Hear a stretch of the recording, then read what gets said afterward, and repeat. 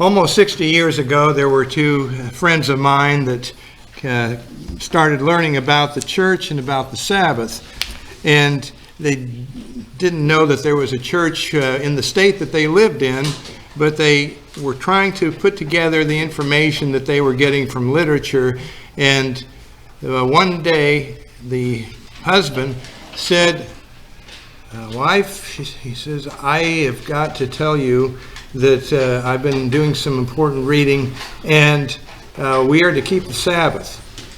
And he didn't know anything else about the Sabbath except that it was something to be observed, and it was on a Friday night that it began. He got that off of the broadcast that Mr. Armstrong had done. This is almost 60 years ago. And he didn't know anything else about the Sabbath, but he said, it's important that we get home by dark, because that's when it begins. And I just know this is incredibly important. He didn't know anything else about it. And so the routine went on for the week with the family, and then it was Friday afternoon, and his wife was playing bridge, a card game, with her best friends in the neighborhood. And so they were doing that, and then suddenly, this woman says, "Oh no!" And her friends looked at her. "Oh no!" She says, I shouldn't be here. I got to get out of here." She says, "It's a Sabbath. Do you don't understand? It's a Sabbath." And she got frantic, and she's gathering up all of her things, and everybody else is sitting there thinking, "Hey, you're ruining a good card game. You know, we depend on you. This is important. Not everybody can play this game." And so they were a little bit miffed, and she was packing up, and she was determined to leave. And she was just almost beyond ability to talk. She says, "I got to get out of here. I got to get out of here. I was told it's so important, so important. The Sabbath is coming. The Sabbath is coming." So she ran out of that building, and she ran all the way almost to home, but she forgot her purse. Then she ran back, and they were still trying to make heads and tails out of what had just happened. And she said, "It's a Sabbath. My purse, it's over here." And she grabs the purse, and then she bolted out of it was the house, and got back to her own home. And her husband was there, and apparently he'd forgotten, and then at the last second found out, and he hightailed it. He ran for the first time in 20 years, ran home. And so here they got to the house together, and they're huffing and puffing. One looked at the other and says, "Man, do you feel as sore as I do? I'm not cut out for this running." "Oh," she says, "but we made it, didn't we?" "Yeah, did we? Did we make it before sunset?" I think so. And then they opened the door and they walked into this dark house. And he said, "I suppose we can turn the lights on." And the other one said, "Yeah, that was a close call. We just made it here, didn't we?" And the other person said, "Yes." And then the first one said, "So now what do we do?" And the answer was, "I don't know." And that's how their journey started as far as keeping the Sabbath. And that's the way it really is. We start where we are. When I didn't know much about the Sabbath, I knew it existed from reading. It wasn't spelled out for me, at least in this one article. And so I assumed it was on Sunday. And I remember I had lined up to have a date. This was when I went to college. And I called the person up and says, "Look, I made a mistake. I wanted to, instead of Sunday, can we move this to Saturday? Because Sunday I've got to, it's a day of rest." And no problem. But I was a confused puppy. At any rate, the moral of the story is you start where you are. We start where we are. And we start at a position where we don't know a whole lot, but we realize that as time goes on, if we follow the lead of God, then we learn about other things out of the Bible, and the Bible makes sense. And so as our relationship with God grows, then we come to understand the mind of God more. And we come to appreciate the mind of God, His plan, what He wants for His people. And He sets us apart, not because we're holier than other people, or not at all.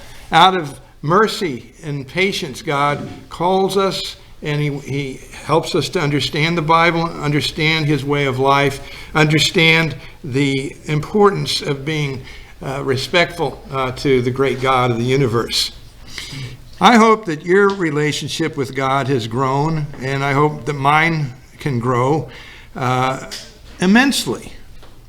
And again, we start where we are, and we do the best that we can. And if we are of a humble attitude, then we can continually grow, and we can understand the things of God and respect them. And today, we are very different from God, but he has chosen to reveal his way to us, which provides us an infinitely higher standard of spiritual living than we could ever have on our own. There is a need to be in awe of God's greatness, his holiness, if you will. And one of the areas that we want to hold dearly to ourselves is to the profound respect of God in the fact that he is holy. He is perfect. He makes no mistakes. He can create everything. His ways are incredibly above the ways of man. He tells in Isaiah, he says, my ways are not your ways, but he embraces us. He wants us to share in what in his life. He wants us to be part of the high standard of life that he demands of himself. So it is that we want to look at this, the need to be in awe of God's holiness. And that's what I'd like to talk about, the need to be in awe of God's holiness. There was a point where I knew nothing about the Bible, and I didn't know any of this. I didn't know, I thought there was probably a God, but I didn't know what he could do exactly, or the fact that he cared that the human race would uphold high standards. One day that will be the case. But when we talk about holy things, it's interesting to see some of the history that is in the Bible referring to God's presence in various activity. If we go over to Exodus chapter 3, we see an interesting example regarding a burning bush that Moses encountered. Moses was a shepherd at this point. He had possibly 80 years of age. He had lived an illustrious life for a number of years in Egypt, and then fell out of favor with the administration there, and he fled for his life. And I think that he was content to just settle down in Midian, and just never go back to Egypt, never return back to his past, and never get around large groups of people, and never be in administration. And so he thought that he was free of all of that. So on one day when he was shepherding, we go to chapter 3. Chapter 3, and I'm reading from the New King James Version here. Chapter 3, verse 1, now Moses tending the flock of Jethro, his father-in-law, and the priest of Midian, and he led the flock back to the desert and came to Mount Horeb, mountain of God. And the angel of the Lord appeared to him in a flame of fire and the midst of a bush. And he looked, and the bush was burning with fire, but the bush was not consumed. And Moses was curious. I'll turn aside and see this great sight, why this bush doesn't burn. And so when this happened, the Lord saw that he turned aside to look, and God called to him from the midst of the burning bush, Moses, Moses. And he said, here I am. Then he said, do not draw near this place. Take your sandals off your feet, for the place that you stand is holy ground. Holy ground. Moreover, I am the God of your father, the God of Abraham and Isaac and Jacob. And Moses hid his face, for he was afraid to look upon God. But the amazing thing was that just God's presence made the surrounding grounds holy. And that's one of the amazing features of God. And the only way somebody can be close to him is to be on that same wavelength. And even then, God is careful how he appears in front of other people. And a case in point was Moses, again, later on in this in the book of Exodus, when he saw God face to face. And he had this incredible shine, this aura, right around his face. And that was from spending time praying to God, communicating with God when he was receiving the Ten Commandments and the other laws of Moses, that we call it that, laws of Moses, but they're of God. And so all of this happened when God was close to him. And if we're close to God, then maybe we can reflect, at least inwardly, the same kind of commitment, the same kind of shine or aura that God personified here. And you would expect Moses then to have a profound respect for God in this way.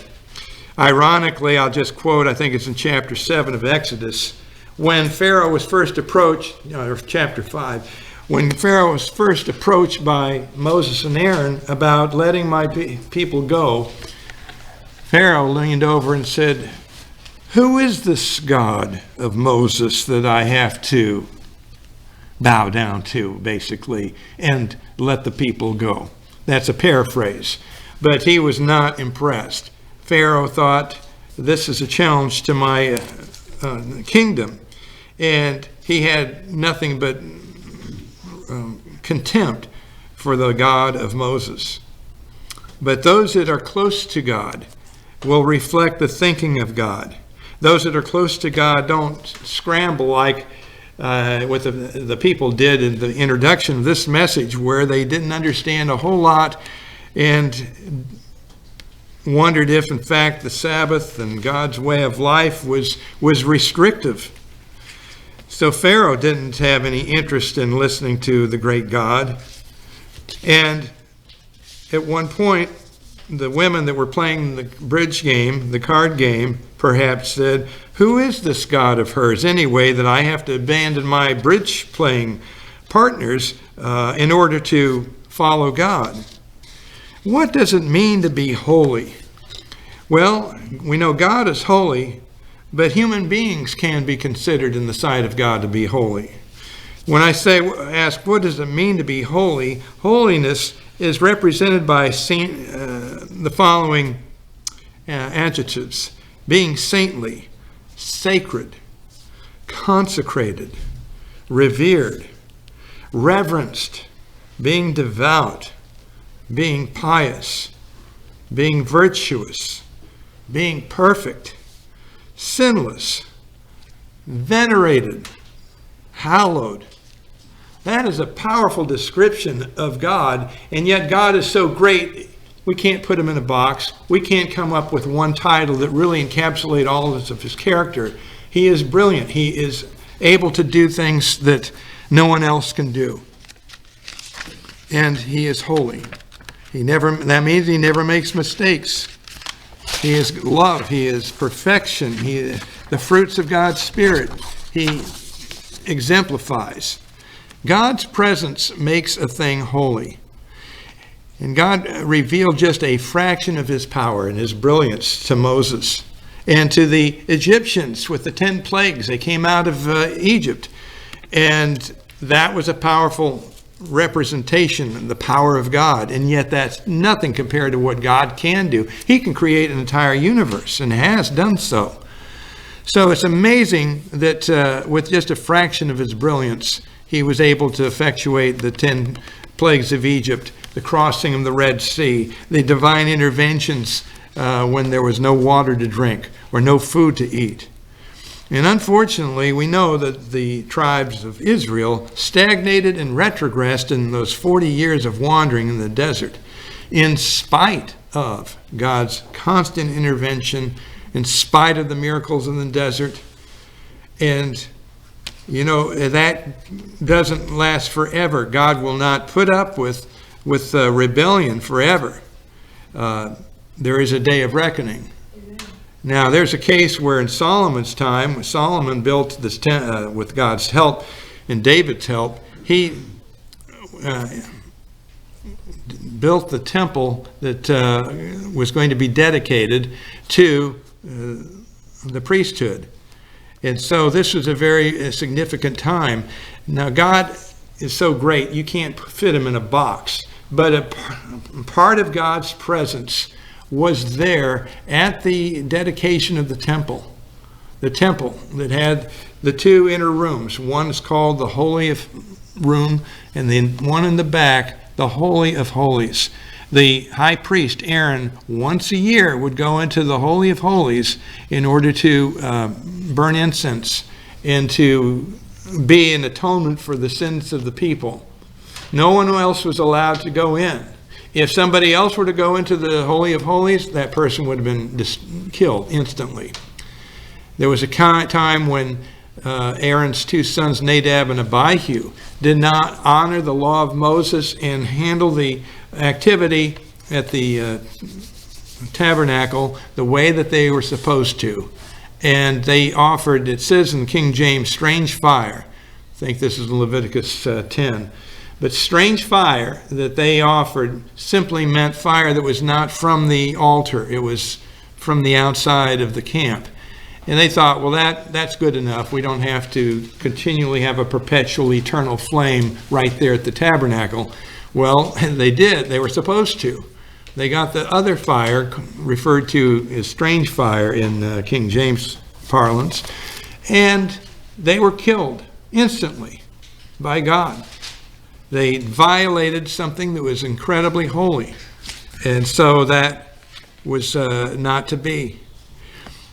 Now, when Ambassador College existed in Pasadena, there was the auditorium, which was a spectacular edifice that still stands to this day. And it was interesting that when Mr. Armstrong built it, he would say, first of all, when they were gathering funds for constructing it, he said it would be a real crown jewel for the campus. It would be a fantastic opportunity to have a wonderful place to worship, and it would be open, and it would be open to the masses. They could come to concert series. It would be a high quality venue, and this building would be a blessing for the work, help preach the gospel in a sense, if it's God's will. And so he said, we will accept donations from interested people, and if we feel that there's enough behind it, then we'll build it, if we think that God wants it that way. And in 1974, after 2 years of construction, it was finally completed. And all the way through, I could still hear it ringing in my ears. Mr. Armstrong said, when we do this, it's got to be the finest. If you know how he sounded, it's got to be the finest. Why? Because it's going to have God's name on it, which it did. And if you walked into the front, the big lobby, you would see on the onyx, most of the onyx and rose onyx in the world is in that building. And on that beautiful onyx, the gold lettering that said, dedicated to the great God. There were some other words, but that was the core of it, made possible from gifts of the members of the Worldwide Church of God at the time. And it says, dedicated to the great God. Today, if you go there, it says Ambassador Auditorium, but dedicated to the great God is gone. Do you think God dwells there? I'm not saying that he did the way he did in Solomon's temple, but there's something special about being a part of something that's dedicated to the great God. And to me, I was thrilled to see this building when I first got there. I'd heard about it, and there it was.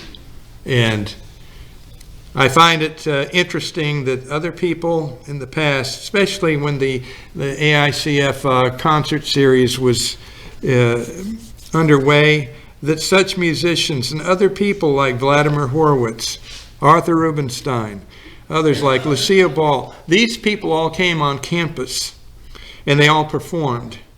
And they all walked by that phrase, to the great God. Lucille Ball, Beverly Sills, the Panoffs, even Francis Scott, Gary Powers, and others that would give assemblies Bob Hope, Bing Crosby, the Vienna Orchestra, Arnold Schwarzenegger, Chuck Percy, Senator, Nancy Reagan, Mrs. Omar Bradley, endless architects, scientists, musicians, and others wanted to see this place. Bob Hope says, "Where have I been that I've never heard of this place?" Well, it only existed for a few years prior to him discovering it. And people didn't know, couldn't put their finger on it, but they knew that there was something special about performing in the auditorium in Pasadena. And maybe because a number of the people that worked there were in the church and had God's Spirit, and the atmosphere was different. And people were patient. Some of those musicians and all were not easy people to get along with, and yet the staff of Ambassador Auditorium did a marvelous job accommodating them. And I have to admit, looking back, that building was the finest.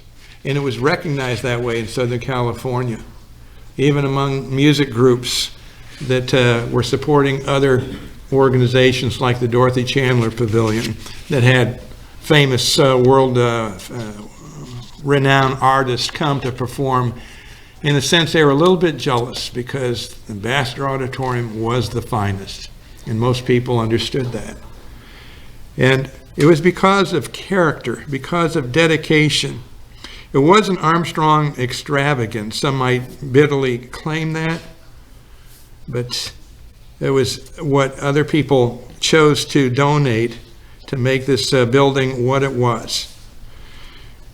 Now, the mind of God is that when God is interfacing with human beings, interfacing with his angels, whatever, he is very much tuned into his creation, and he always sets the example, always sets the high standard.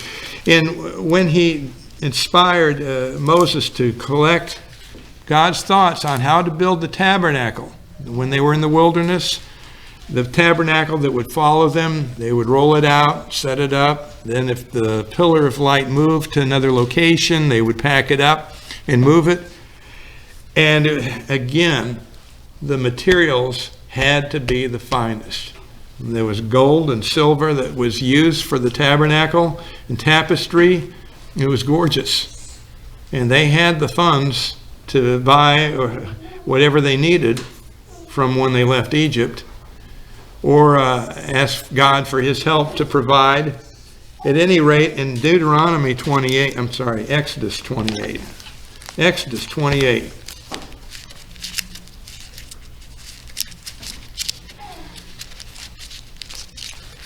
It says, "Now take your Aaron, your brother, and his sons with him from among the children of Israel, that he might minister to me as priest. Aaron and Aaron's sons, Nadab and Abihu, Eleazar and Ithamar. And so you shall make holy garments for Aaron your brother, holy and for glory and for beauty. And you'll speak to the gifted artisans, that I have filled with a spirit of wisdom, that they might make Aaron's garments and consecrate him, that he might be a minister to me as a priest." And so the garments would include a breastplate, an ephod, a robe, a tunic, turban, a sash, and then he would have a hat, and on that would be holy to the Lord. And that entire chapter 28 talks about the efforts to painstakingly put together dress for Aaron that he would wear in the holy service of God at the tabernacle. So it was quite an impression to anybody. He was assuming the role of high priest. He was, it was like bigger than life. I mean, I could imagine Aaron saying, "I don't know why God asked me to do this, because I'm just a human being." Yes, but he was to be the prime example. He was wearing this hat, and it says, "Holiness to the Lord." That would be as if you or I were walking through Chicago or Mexico City or some location, and we wore a hat that said, "I am perfect. I am perfect." And can you imagine doing that walking through a crowd? You would get all kinds of insults hurled your way, I would imagine. And people sarcastic. "Well, you're looking very perfect today." It's weird. But that's what was demanded. And that was the goal. I don't think Aaron lived a perfect life. I'm not implying that. But he was called to be dedicated to the great God. And what he wore was actually quite stunning. It was beautiful. And it was a reminder it could only be worn during priestly service. So it was a major, major responsibility. Now God extended that demand to the nation of Israel. In Exodus 31, we can see a very important passage of Scripture. God said that the Sabbath would be a sign between him and his people Israel.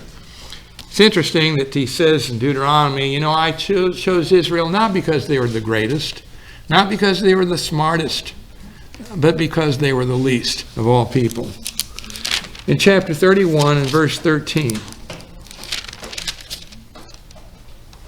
or verse 12, "And the Lord spoke to Moses, saying, Speak also to the children of Israel, saying, Surely my Sabbaths you shall keep, for it is a sign between me and you throughout your generations, that you might know that I am the Lord who sanctifies you. You shall keep the Sabbath, therefore it is holy to you. Everyone who profanes it shall surely be put to death." That's pretty strong.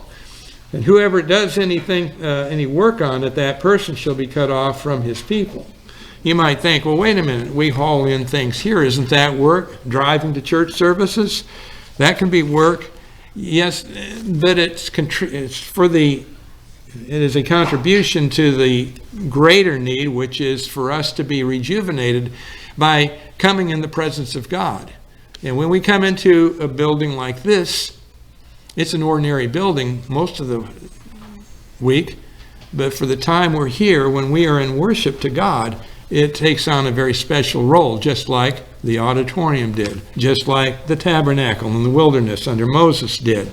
It's all important. Nothing changes. God is consistent. And it's important, as the Bible says, especially Ezekiel, to be able to differentiate between the clean and the unclean, between that which is holy in life and that which is ordinary. In 2 Samuel chapter 6, we read how God was so serious about that. 2 Samuel chapter 6. Now, we don't have a tabernacle today that we pick up stakes and follow a pillar into the wilderness. No, we don't do that. The circumstances have changed, and God has placed us in a position where we understand and can appreciate the full extent of Christ's sacrifice for us. So in 2 Samuel chapter 6, beginning in verse 1, we read about the Ark of the Covenant. The Ark of the Covenant was part of the worship service at the tabernacle, and when the priesthood had to move the tabernacle, that would include the Ark of the Covenant. It was a box. It looked like a box, but it was so much more than that. It was probably about this long and maybe that wide, and it had two archangels over it. And all of this was in gold plate.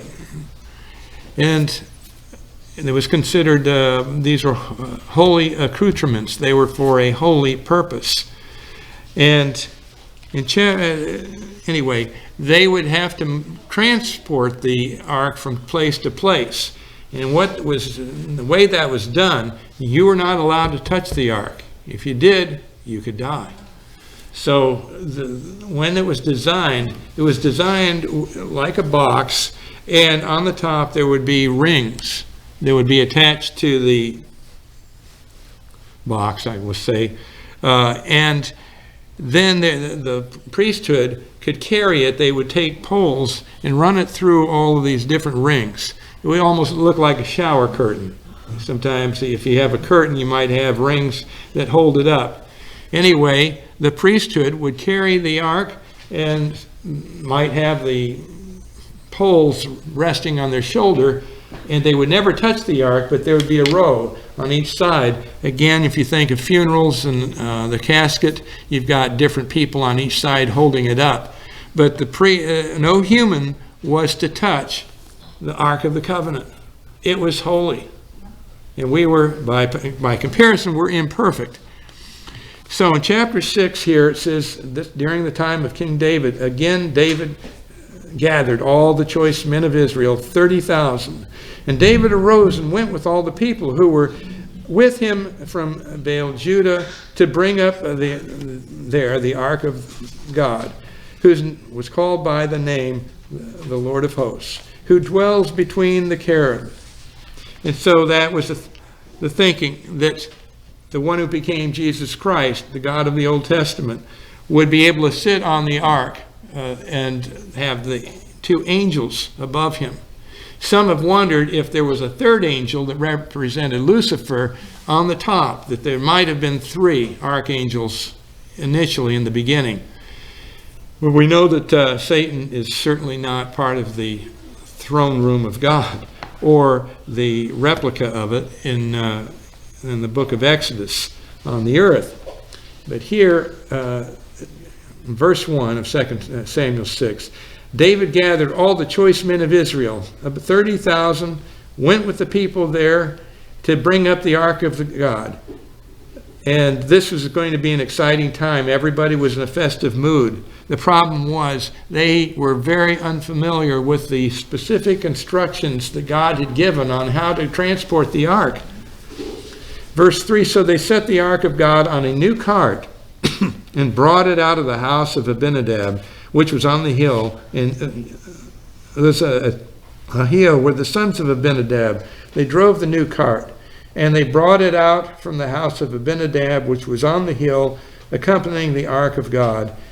And they went before the ark. Then David and all the house of Israel played music before the Lord on all kinds of instruments of fir wood, on harps, on stringed instruments, tambourines, cymbals. And when they came to Nikon's threshing floor, Uzzah put out his hand of the ark to take a hold of it because the oxen stumbled. And he thought, oh no, I don't want this precious Ark of the Covenant to fall on the ground or crack. And so he reached out to steady it, and he held on to, support it with his hand, and he was fried just like that, killed instantly. God does not work against himself. God does not work against his laws. God was angry. Then initially David, verse 8, David became angry. And they had to do some soul searching. It was like, well, this party's over, this celebration. Let's park the Ark of the Covenant. We're going to leave it. We don't want any other people to die touching it. What happened? What went wrong? And that led them to understanding, looking at the original way that they were instructed to transport it.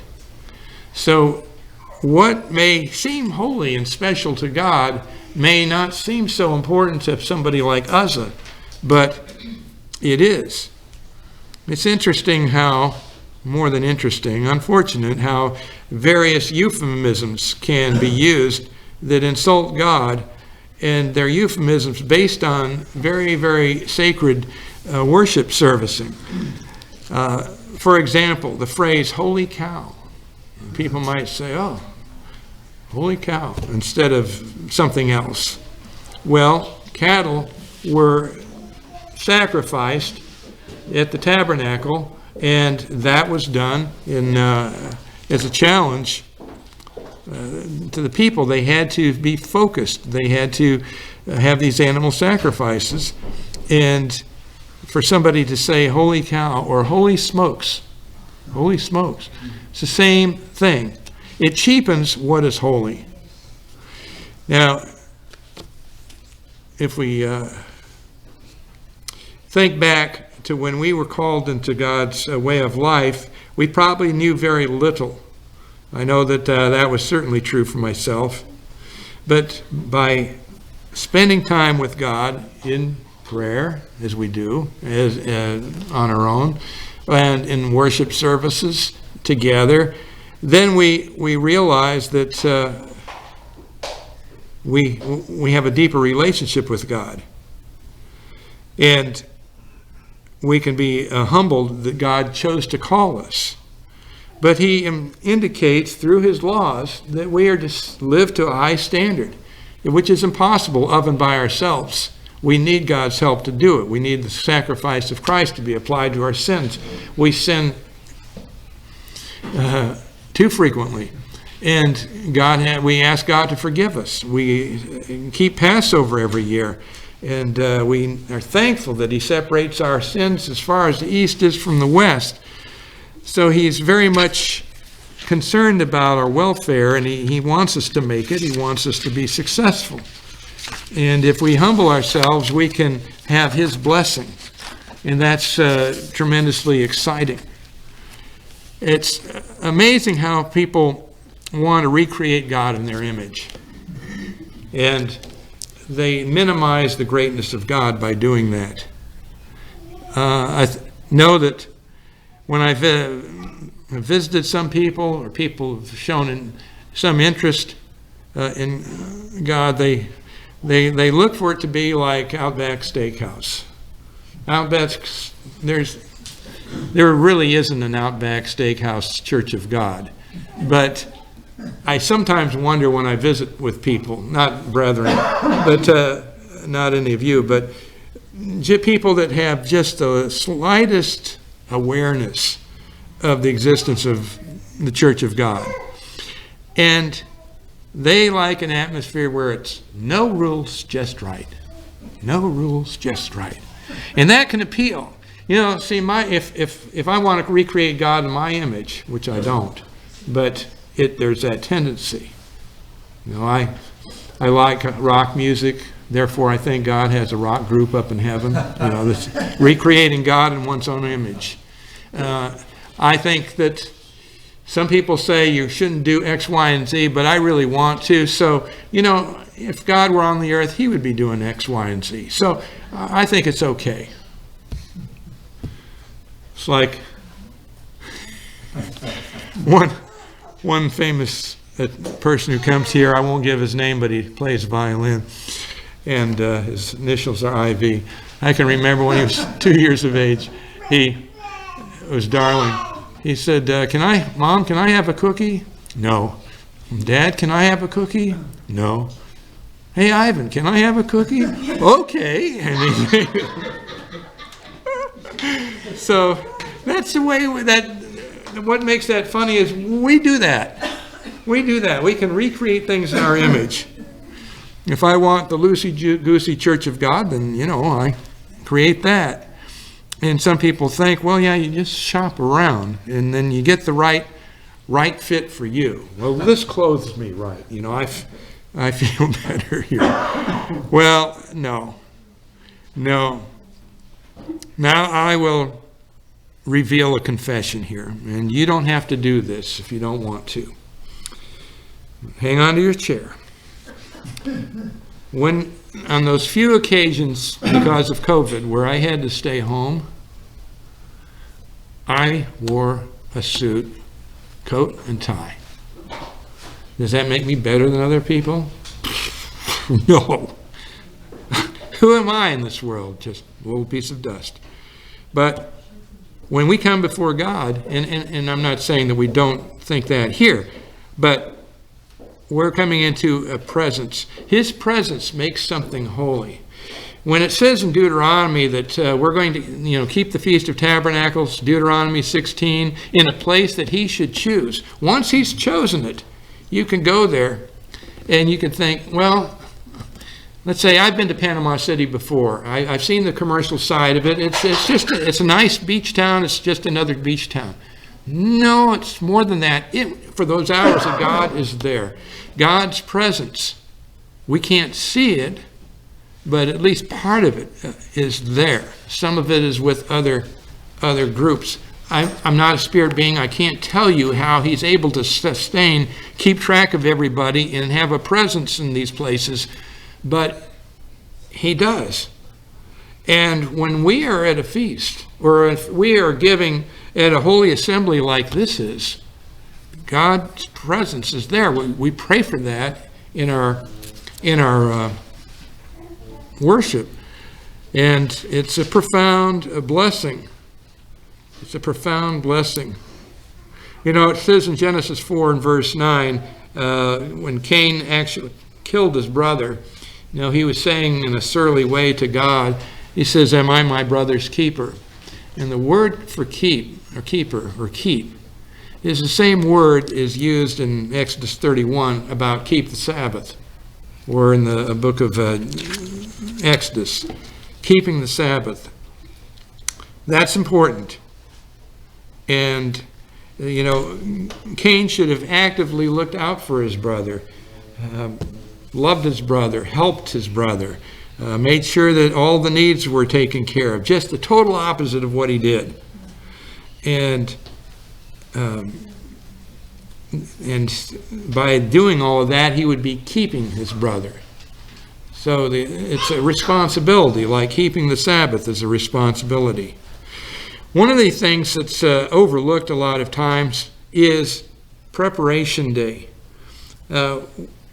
I can remember again at Ambassador College, on Friday, the day before the Sabbath, the whole landscaping crew would drop all other projects, and they would sweep every sidewalk, and they would make sure the grass was trimmed and cut, and everything was ready to go so the Sabbath, the whole campus shined. And it was not accidental that it won the award at least 3 times for being the most beautiful campus in the United States. Best maintained and most beautiful.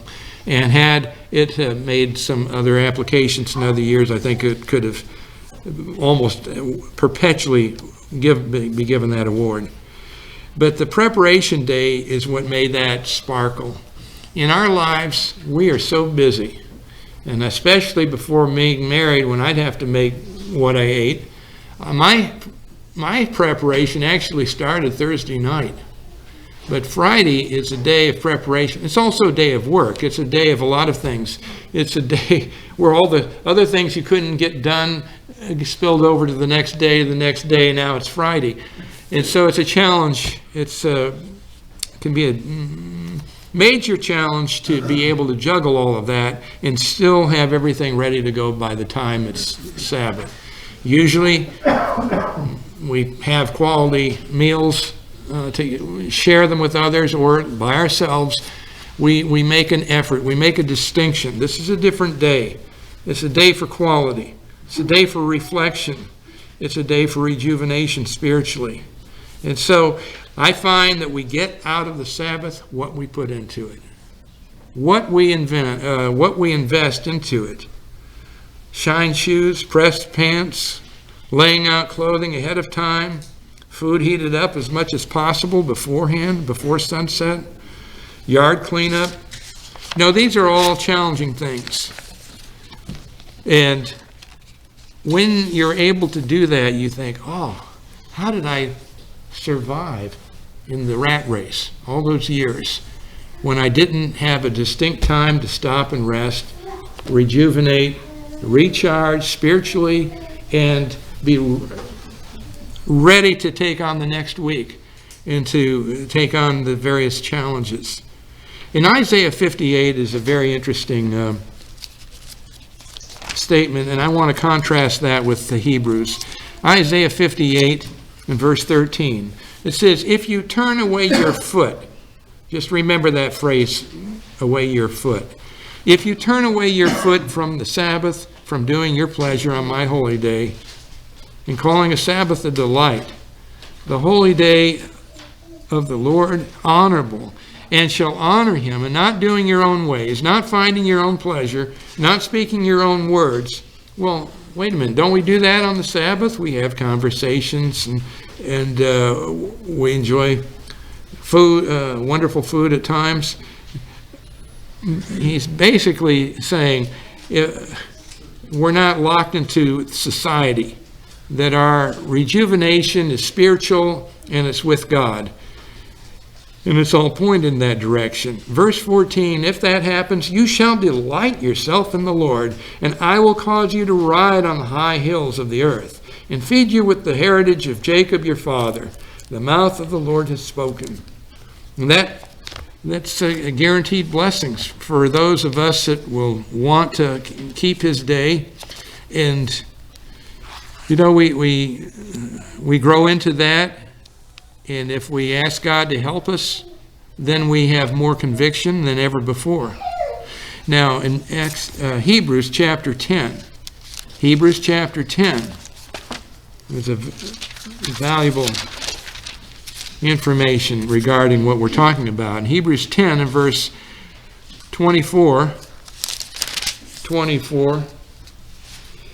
says, and let us consider one another in order to stir up love and good works. That's when we assemble together.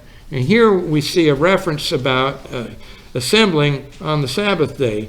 Not forsaking the assembling of ourselves together, as is the manner of some, but exhorting one another, and so much more as you see the day approaching.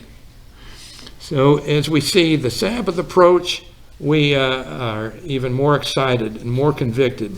And I think there's room in that phrase, in that day, that suggests that when we see the day approaching, also we see the day of after Christ gets here, the day of the Lord, not the suffering so much, but the fact that Christ will be reunited with us, literally, but certainly spiritually. When we see the day approaching and see the Sabbath day approach, all of this fits together. And the manner of some is exhorting one another. And we can do that when we're in fellowship with each other. I am reminded of Malachi 3 in verse 16, which says, and they that feared the Eternal spoke often one to another. People tend to not do well if they're spiritual hermits. Well, I'm going to sit up on this mountain and nobody's coming near me, and I'm not going to go down and talk to anybody for 2 weeks. And I'll thrive here spiritually. We might need something like that for a few hours, but as a way of life, our life is with people, and so much more as we see the day approaching. Now in verse 26, there's a shift here. For if we sin willfully after we've received knowledge of the truth, there no longer remains sacrifice for sins. Not that anybody would do that. The very fact that you're here, you're basically saying, I'm not interested in sinning willfully. I don't want to be part of this negative result. Verse 27, but people that would turn away from God, they could face a fearful expectation of judgment and fiery indignation, which will devour the adversaries. Verse 28, anyone who has rejected Moses' law dies without mercy on the testimony of 2 or 3 witnesses. Of how much worse punishment do you suppose will he be thought worthy who has trampled the Son of God underfoot?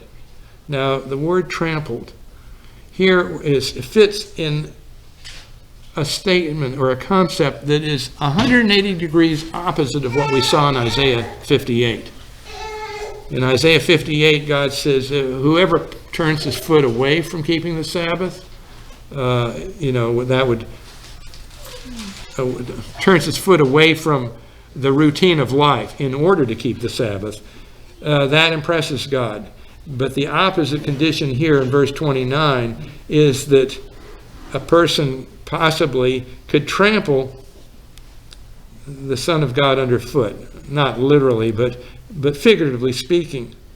And so not taking it seriously, that's an important consideration.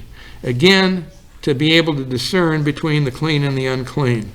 In Ezekiel 22 and verse 26, we see that. Ezekiel 22 and verse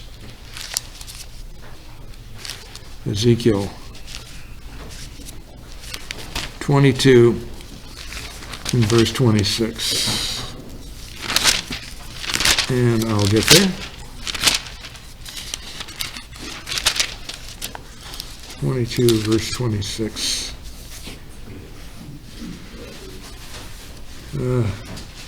I like using my other Bible because I know it's a certain phrase might be 3 inches down on the right-hand side of the right page. But anyway, verse 26. Her priests have violated my law, profaned my holy things, and have not distinguished between the holy and the unholy. That's the curse that mankind lives under out in society. But when we read this, and we are wanting to be in harmony with God, then we realize, wow, I want to make sure this doesn't apply to me. So her priests have violated my law and profaned my holy things. They don't understand what's holy. But we, on the other hand, I think we do. We understand that what makes something holy is God's presence in it. And he wants us to be holy. And so that kind of separates us from society as a whole. And so we have to be mindful of that, discerning between that which is right and that which is wrong, or the phrase being clean and the unclean, because the audiences of these writers understood, for example, clean and unclean meats. They understood the do's and don'ts of life, and that we all have to make distinctive differences to discern between the holy and the profane. So this includes factors that go into our Sabbath keeping. Like, what can we do on the Sabbath? Instead of asking, I can't do this, can't do that, and so on. We can meditate, and we can have extra prayer. That would not excite everybody on this planet, but for those that understand that their lives can change, miracles can happen, prayers can be answered, people can be encouraged, they will say, I would do well to exercise extra prayer. Fellowship, that is a special thing. You get close to your church family when you fellowship. And extra Bible study. Visiting. You can visit by phone. Computer. Let me ask you, what does 31,000 mean anything to anybody? 31,000. It's going to take a long time to count that high. 31,000. That's the number of sermons that you can access on the UCG.org website. So there are different things that we can do on the Sabbath. We can hear another message. We can write down scripture like the King of Israel. There is something about writing it down.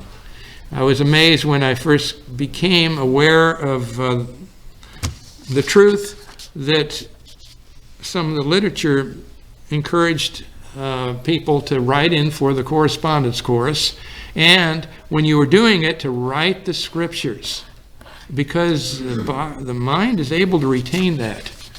And I'm so grateful that I tried to write these down back when my mind was younger, more flexible than maybe it is now. But at any age, it's a great idea. At any age. Remember somebody saying, I wish that I kept a journal all the time. The lessons I've learned, things to do, and just nuggets of wisdom. And I remember doing that myself, but then I'd forget that it existed, to be buried on a shelf, piled over with other items.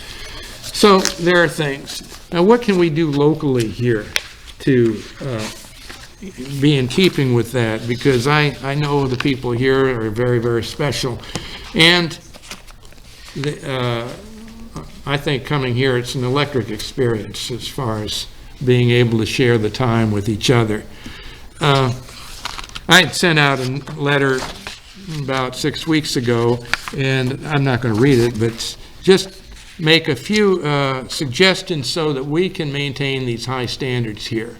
And this is not in the order of anything, just to sharpen things up. But that's not the primary reason I've given this message. the primary reason is that if we can appreciate how holy God is and what a privilege it is to be in his presence, to the extent that we are, what responsibility that carries. It carries an honor. It carries the connotation that by the grace of God, we are special people. By the grace of God, we understand. And so it's a privilege and a blessing. When, not in the order of any particular thing, but let's consider just some of the most basic things. We have decided with coffee and so forth, people can drink it during services, but you got to have it in a container where it can't leak. We've had 3 spills. We can't allow people that are unsteady on their feet to be exposed to that. So we want to do that. To make this the safest haven possible and uphold the decorum of asking our speakers when they are up here to not name anybody, no matter what the intent is, from the pulpit, because that could rattle some people. Just want it to be a safe haven. Want to, let's see. I know that if we had a perfect room, we'd have 12 or 20 tables here, and everybody could sit behind one. We make an exception for people with any health needs, and if there's space left over, then others can sit around. But let's see, I guess that's pretty much regarding special music. I wish we could applaud. That's me. I remember when the church decided no applause. I was in Pasadena at the one time. Mr. Armstrong, still alive, he heard some special music and he applauded.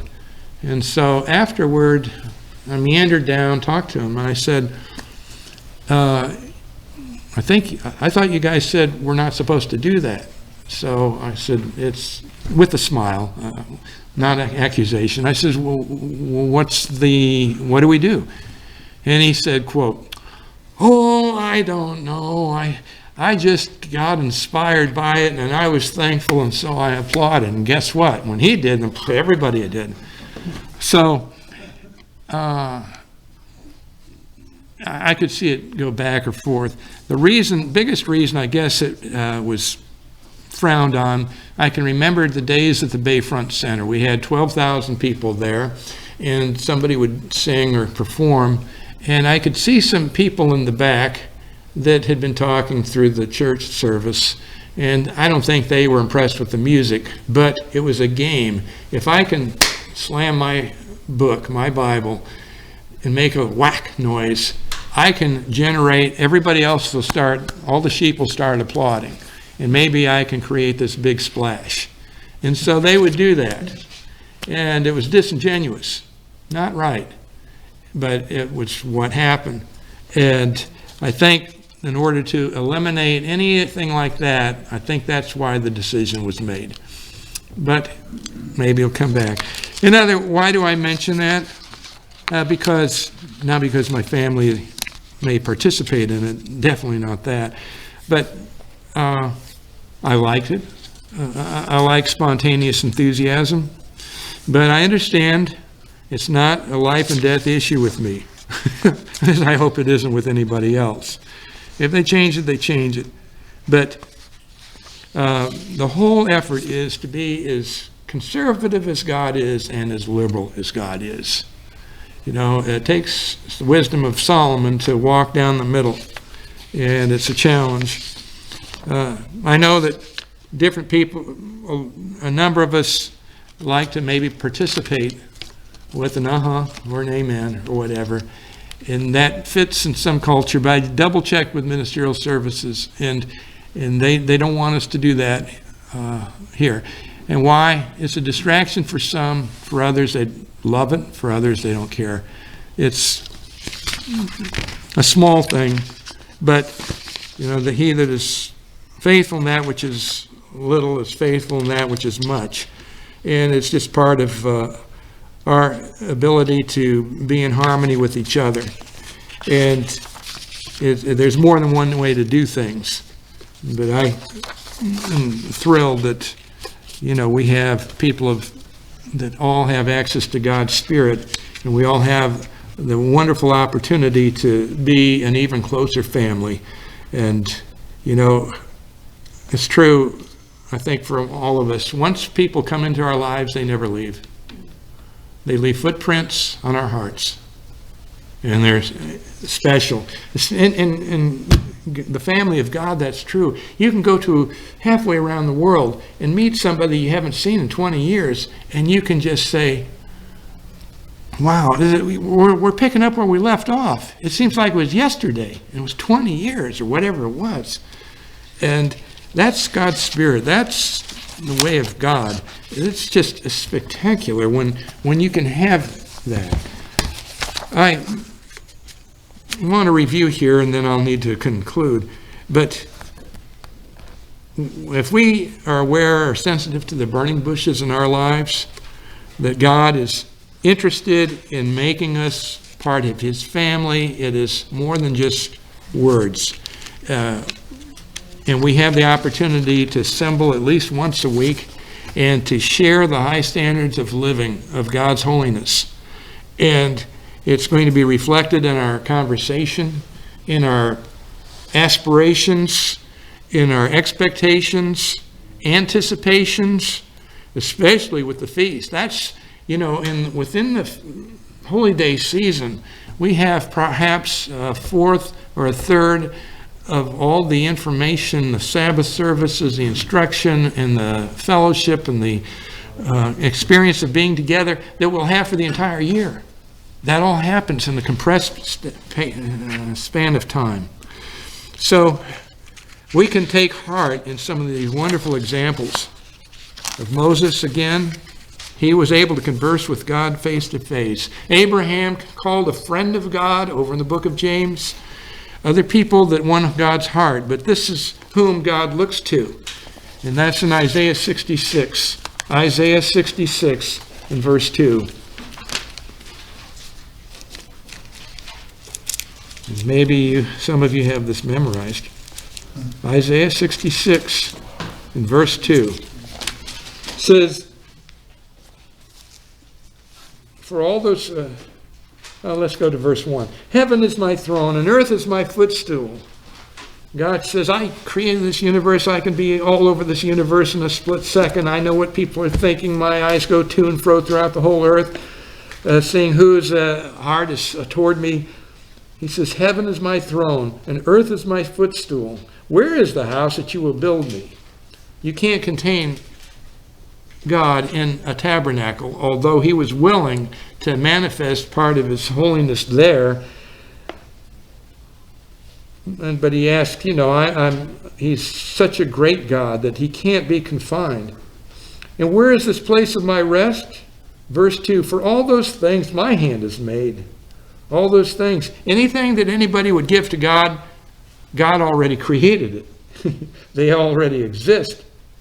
He says, I'm not impressed with anybody that can construct anything, because I've built it all.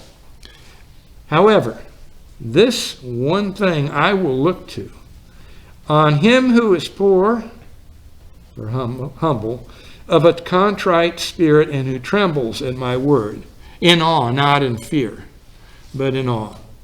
That's who God will look to. And when you take people of like mind, and they come together, you have a light. You have a light that shines brightly. The light that has shined brightly here in this room with this group has been such where I've had people tell me, I've traveled all over the country. This is the friendliest place I've ever been to. Not that we're keeping score, and not that we're in competition with anybody, but it's truly a delight to see other people enjoy the experience. We have some notable personalities among us. I couldn't imagine them not being part of the things. Everybody matters. Everybody counts. And when you encounter people, again, when they never leave your heart. No, not really. So let us be glad that we're part of something very special. God's family is special, and God's family has its privileges. And let's be glad that we can actually tap into God's Spirit through baptism, through the receiving of God's Spirit, to manifest the fruits of God's Spirit, love, joy, peace, things that maybe we didn't naturally exude before God got our attention. We can be so thankful. We have a huge future, and we can have it together, and we can be holy.